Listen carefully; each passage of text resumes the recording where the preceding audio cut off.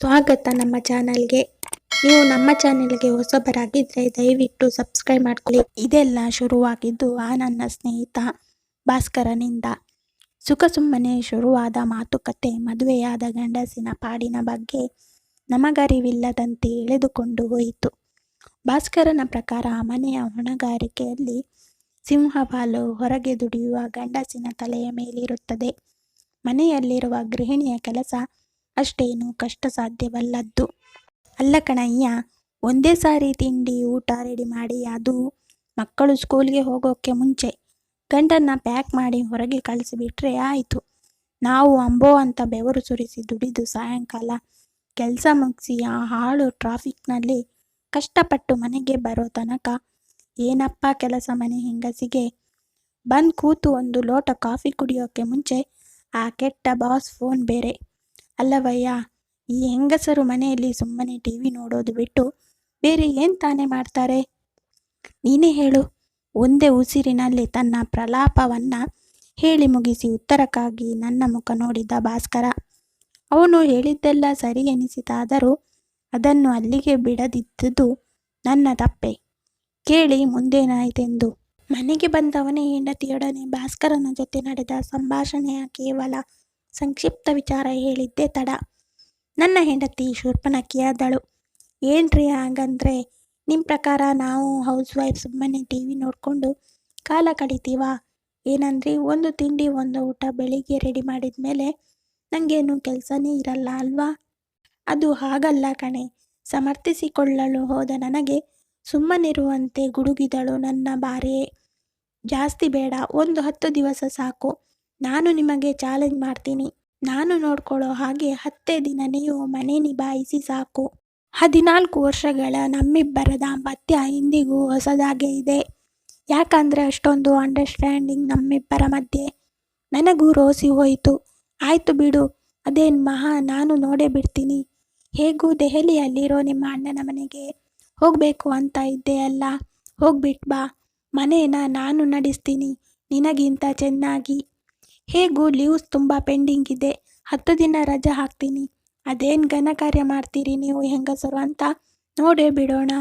ಎಷ್ಟೊಂದು ಜನ single parents ಇಲ್ವಾ? ತಲೆ ಎತ್ತಿ ಮಾತನಾಡುತ್ತಿದ್ದ ನನಗೆ ಎದುರಿಗಿದ್ದ ಕುರ್ಚಿಯ ಮೇಲೆ ನನಗಿಂತ ಎತ್ತರವಾಗಿ ನಿಂತು ಗುಡುಗಿದಳು ನನ್ನಾಕೆ. ನೋಡಿ, 10 ದಿನ ಯಾವಾಗಲೂ ಮಕ್ಕಳಿಗೆ ರಜೆ ಬಂದಾಗ ಅಲ್ಲ, ಅವರು ಸ್ಕೂಲ್ಗೆ ಹೋಗ್ತಾ ಇರೋವಾಗ. ನನಗೆ ಮುಂದಿನ ಭಾನುವಾರ ರಾತ್ರಿಗೆ ರಿಸರ್ವೇಷನ್ ಮಾಡಿಸಿ. ಮನೆ ನಡೆಯೋದೇ ಹೆಂಗಸರಿಂದ. ಬರೀ ದುಡಿದು ತಂದರೆ ಸಾಲದು. ಈ ವಿಷಯ ನಿಮ್ಮ ತಲೆಯಲ್ಲಿ ಎಲ್ಲಿ ಬರಬೇಕು? ಗಂಡಸು ಅನ್ನೋ ಈಗೋ. 10 ದಿನ ಯಾಕೆ, 3 ದಿನದಲ್ಲಿ ಫೋನ್ ಬರುತ್ತೆ ನಿಮ್ಮದು. ಶಾಲು, ದಯವಿಟ್ಟು ಬೇಗ ಬಾರೆ ಪ್ಲೀಸ್ ಅಂತ. ಸರಳವಾದ ನೇರ ಮಾತುಕತೆ. ಬಹುಶಃ ನಮಗೆ ಗಂಡಸರಿಗೆ ಸುಲಭವಾಗಿ ಅರ್ಥ ಆಗುವುದಿಲ್ಲ ಅಂತ ಅವತ್ತೇ ಗೊತ್ತಾಗಿದ್ರೆ ಮುಂದಿನ ಕತೆ ನಡೀತಾನೇ ಇರಲಿಲ್ಲ. 3ನೇ ಮಹಾಯುದ್ಧವನ್ನು ಗೆಲ್ಲುವ ರೀತಿಯಲ್ಲಿ ಉಡಾಫೆಯಿಂದ ಹೇಳಿದೆ. ಲೇ, ನನ್ನನ್ನು ಏನು ಅನ್ಕೊಂಡಿದ್ದೀಯಾ? ಆಫೀಸ್ನಲ್ಲಿ 50 ಜನಗಳನ್ನು ಮೇಯಿಸೋ ಆಫೀಸರ್ ನಾನು. ನನಗೆ 2 ಮಕ್ಕಳನ್ನು ನೋಡ್ಕೊಳ್ಳೋಕೆ ಆಗಲ್ವಾ? ನೋಡ್ತಾ ಇರೋ, ಅವರು ನಿನ್ನನ್ನೇ ಮರ್ತಿರ್ಬೇಕು, ಹಾಗೆ ನೋಡ್ಕೋತೀನಿ. ಜಂಬದಿಂದ ತಲೆ ಎತ್ತಿ ಹೇಳಿದೆ. ನಾನು ತಲೆ ಎತ್ತಿ ಮಾತನಾಡಿದ್ದು ಅಂದೇ ಕೊನೆ.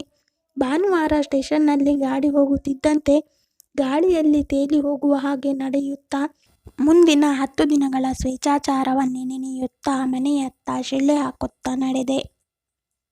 ನನ್ನ ಹೌಸ್ ವೈಫ್ ಕೆಲಸದ ಮೊದಲನೇ ದಿನ ಬಹಳವೇ ಅಪಶಕುನದಿಂದ ಶುರುವಾಯಿತು. ಆರಾಮವಾಗಿ ಮುಸುಕು ಹಾಕಿ ಮಲಗಿದ್ದ ನನಗೆ ನನ್ನ 6 ವರ್ಷದ ಮಗಳು ಬಂದು ನನ್ನನ್ನು ಅಲುಗಾಡಿಸಿ ಎಬ್ಬಿಸಿ ಹಾಲು ಕೊಡಲು ಕೇಳಿದಾಗಲೇ ಗೊತ್ತಾಗಿದ್ದು ಅಂದು ಸೋಮವಾರ, ನನ್ನ ಹೊಸ ಅವತಾರದ ಮೊದಲನೇ ದಿನ ಎಂದು. ದಡಬಡಾಯಿಸಿಕೊಂಡು ಎದ್ದು ಹೊರ ನಡೆದೆ. ಯೂನಿಫಾರ್ಮ್, ಬೆಲ್ಟ್, ಬ್ಯಾಡ್ಜ್ ಇವೆಲ್ಲವನ್ನು ಹುಡುಕಿ ಜೋರಾಗಿ ಆಲಾಪಿಸುತ್ತಿದ್ದ ನನ್ನ ಮಗಳನ್ನು ಸಮಾಧಾನ ಮಾಡುವಷ್ಟರಲ್ಲಿ ಬಟನ್ ಕಿತ್ತು ಹೋಗಿದ್ದ ಯೂನಿಫಾರ್ಮ್ ಶರ್ಟ್ ಹಿಡಿದು ನನ್ನ ಮುಂದೆ ಬಂದು ನಿಂತ ನನ್ನ 10 ವರ್ಷದ ಮಗ. ಇದೆಲ್ಲವನ್ನು ಸರಿಪಡಿಸುವುದರಲ್ಲಿ ಅಡುಗೆ ಮನೆಯಿಂದ ಏನೋ ವಾಸನೆ ಬಂದಂತಾಯಿತು. ಸುಟ್ಟು ಕರ್ಕಾಗಿದ್ದ ಬ್ರೇಕ್ಫಾಸ್ಟ್ ಕಸದ ಬುಟ್ಟಿಗೆ ಎಸೆದು ಬ್ರೆಡ್ಗೆ ಜಾಮ್ ಹಚ್ಚಿ ಜಗಳವಾಡುತ್ತಿದ್ದ ನನ್ನ ಮಕ್ಕಳನ್ನು ಬಿಡಿಸಿ ಹೊರಗಡೆ ಶಂಕನಾದ ಮಾಡುತ್ತಿದ್ದ ಸ್ಕೂಲ್ ಬಸ್ಸಲ್ಲಿ ಹತ್ತಿಸಿ ಒಳಗೆ ಬರುವಷ್ಟರಲ್ಲಿ ನನ್ನಲ್ಲಿದ್ದ ಎನರ್ಜಿ ಖಾಲಿಯಾಗಿತ್ತು. ಬೆಳಗಿನಿಂದ ಒಂದು ಕಪ್ ಟೀ ಕೂಡ ಕುಡಿದಿರಲಿಲ್ಲ. ಕುರ್ಚಿಯ ಮೇಲೆ ಕುಳಿತು ಹಾಗೆ ಕಣ್ಣು ಮುಚ್ಚಿದಷ್ಟೇ. ತಕ್ಷಣ ಎದ್ದೆ. ನಾಳೆ ವೈಟ್ ಯೂನಿಫಾರ್ಮ್ ಹಾಕ್ಕೊಂಡು ಹೋಗಬೇಕು. ಮಳೆ ಬರೋ ಹಾಗಿದೆ, ನೀಟಾಗಿ ಒಗೆದು ಐರನ್ ಮಾಡಿಟ್ಟಿರಿ ಎಂದು ಚಿತಾವಣೆ ಕೊಟ್ಟು ಹೋಗಿದ್ದ ಮಗನ ಮಾತು ಜ್ಞಾಪಕ ಬಂತು. ವೈಟ್ ಯೂನಿಫಾರ್ಮ್ ಹುಡುಕಲು ಹೋದಾಗ ಕಾದಿತ್ತು ನನಗೆ ಶಾಕ್. ಮಕ್ಕಳ ರೂಮ್ ದೈತ್ಯ ತುಫಾನೊಂದು ಬಂದು ನೆಲಸಮ ಮಾಡಿದ್ದ ಊರಿನ ಹಾಗಿತ್ತು. ಎಲ್ಲ ಕಡೆ ಹರಡಿದ್ದ ಬಟ್ಟೆ, ಆಟದ ಸಾಮಾನು, ಸಾಕ್ಸ್, ಬೆಡ್ಶೀಟು ಅದೆಲ್ಲವನ್ನು ಓರಣ ಮಾಡಿ ಹೊರಗೆ ಬರುವಷ್ಟರಲ್ಲಿ 1:12. ಹೊಟ್ಟೆಯಲ್ಲಿ ಇಲಿಗಳು ಕಬಡ್ಡಿ ಆಡುತ್ತಿದ್ದವು. ಒಂದು ಕಪ್ ಟೀ ಮಾಡಿ ಒಣಗಿ ಹೋಗಿದ್ದ 2 ಬ್ರೆಡ್ ತುಂಡನ್ನು ಅದರಲ್ಲಿ ಅದ್ದಿ ತಿಂದು ಹೊರಟೆ ನನ್ನ ಬಟ್ಟೆ ಒಗೆಯುವ ಕಾರ್ಯಕ್ರಮಕ್ಕೆ. ಬಟ್ಟೆ ಒಗೆದು ಮನೆ ಕ್ಲೀನ್ ಮಾಡಿ ಸಾಕಾಗಿ ಹಾಗೆ ಸೋಫಾ ಮೇಲೆ ಮಲಗಿ ನಿದ್ದೆ ಮಾಡಿದೆ. ಊಟವನ್ನು ಮಾಡದೆ. ಅಡುಗೆ ಮಾಡಿದ್ದರೆ ತಾನೇ ಊಟದ ಮಾತು. ಜೋರಾಗಿ ಬೆಲ್ ಆಯಿತು. ಹೋಗಿ ತೆರೆದರೆ ನನ್ನ ಮಗ ನಾನಿರುವುದನ್ನೂ ನೋಡದವನಂತೆ ಜೋರಾಗಿ ಕೇಳಿದ, ಎನಿಬಡಿ ಹೋಮ್? ಹಿಂದೆ ಬಂದ ಮಗಳಿಗೂ ನಾನು ಕಾಣಿಸಲೇ ಇಲ್ಲ. ಅಪ್ಪ, ಹೊಟ್ಟೆ ತುಂಬ ಹಸಿವಾಗ್ತಿದೆ. ನೀವು ಕೊಟ್ಟಿದ್ದ 2 ಪೀಸ್ ಬ್ರೆಡ್ ಜಾಮ್ ಕರಗಿ ಎಷ್ಟೋ ಕಾಲ ಆಗಿದೆ. ಏನು ಮಾಡಿದ್ದೀರಿ ತಿಂಡಿ? ಸೋತ ಧ್ವನಿಯಲ್ಲಿ ಹೇಳಿದೆ. ನೀನೇ ಬೈಟು ಕಾಫಿ, ಹೋಟೆಲ್ನಿಂದ ಇಡ್ಲಿ ತಗೊಂಡು ಬಾರೋ. ನಾನು ಏನೂ ತಿಂದಿಲ್ಲ. ಅಪ್ಪ, ಕಾಂಟ್ರಾಕ್ಟ್ ಪ್ರಕಾರ ನಾವಿಬ್ರು ನಿಮಗೆ ಏನೂ ಸಹಾಯ ಮಾಡೋ ಹಾಗಿಲ್ಲ.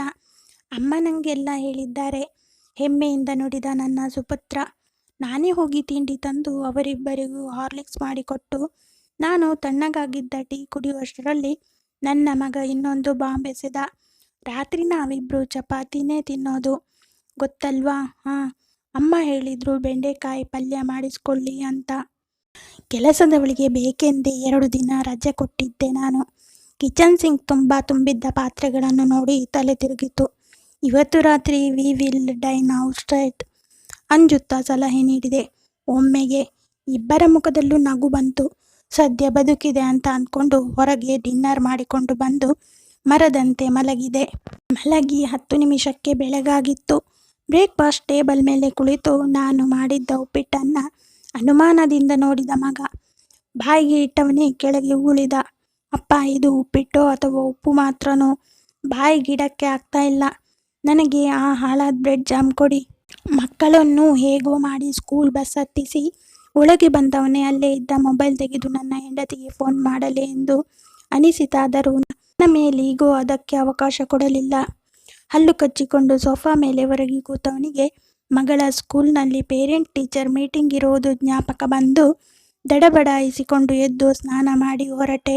ಸ್ಕೂಲ್ ಟೀಚರ್ ನನ್ನ ಮುಖ ನೋಡಿ ಅನುಮಾನದಿಂದ ಕೇಳಿದರು, ಯಾಕೆ ನಿಮ್ಮ ಮಗಳ ಅಮ್ಮ ಬರಲಿಲ್ಲವೇ? ಯಾವಾಗಲೂ ಅವರೇ ತಾನೇ ಬರುತ್ತಿದ್ದುದು.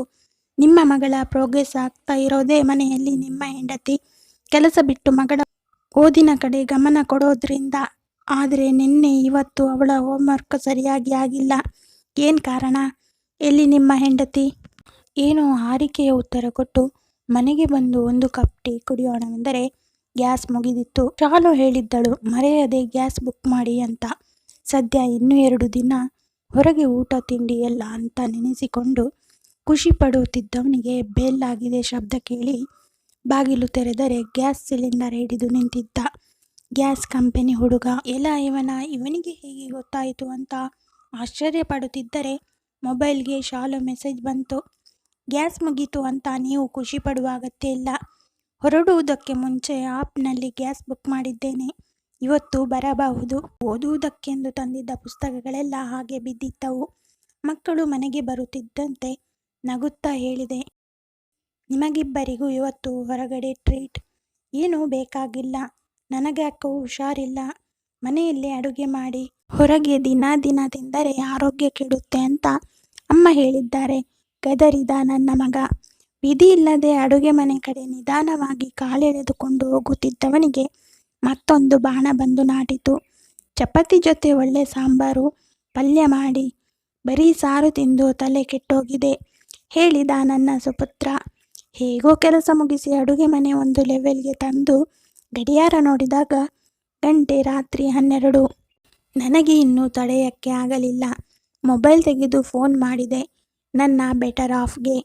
ಒಂದೇ ರಿಂಗಿಗೆ ಫೋನ್ ತೆಗೆದವಳು ನಗುತ್ತಾ ಹೇಳಿದಳು, ನೋಡಿ, ನನಗೆ ಗೊತ್ತಿತ್ತು ಇವತ್ತು ನಿಮ್ಮ ಫೋನ್ ಬಂದೇ ಬರುತ್ತೆ ಅಂತ. ಏನು ಯೋಚನೆ ಮಾಡಬೇಡಿ, ಅಣ್ಣ ನಾಳೆ ಬೆಳಿಗ್ಗೆ ಫ್ಲೈಟ್ಗೆ ಟಿಕೆಟ್ ಬುಕ್ ಮಾಡಿದ್ದಾನೆ.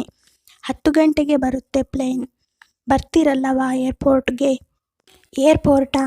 ಶಾಲುನ ಕರ್ಕೊಂಡು ಬರೋಕ್ಕೆ ನಾನು ಡೆಲ್ಲಿಗೆ ಹೋಗೋಕ್ಕೆ ರೆಡಿಯಾಗಿದ್ದೆ. ಎಲ್ಲೋ ಓದಿದ ನೆನಪು.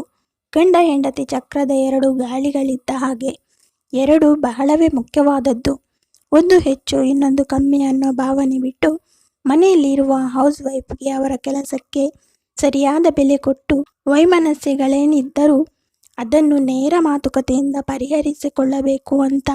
ಮುಖ್ಯವಾಗಿ ನನ್ನ ತಲೆ ಕೆಡಿಸಿದ ಆ ಭಾಸ್ಕರನಿಗೆ ಸರಿಯಾಗಿ ಕಾದಿದೆ ಎಂದು ನೆನೆಸಿಕೊಂಡು ನನಗೆ ನಾನೇ ನಕ್ಕೆ. ಧನ್ಯವಾದಗಳು. ಈ ಕತೆ ಇಷ್ಟ ಆಗಿದ್ದರೆ ಲೈಕ್ ಮಾಡಿ, ಶೇರ್ ಮಾಡಿ. ಸಬ್ಸ್ಕ್ರೈಬ್ ಮಾಡಿದವರು ದಯವಿಟ್ಟು ಸಬ್ಸ್ಕ್ರೈಬ್ ಮಾಡ್ಕೊಳ್ಳಿ.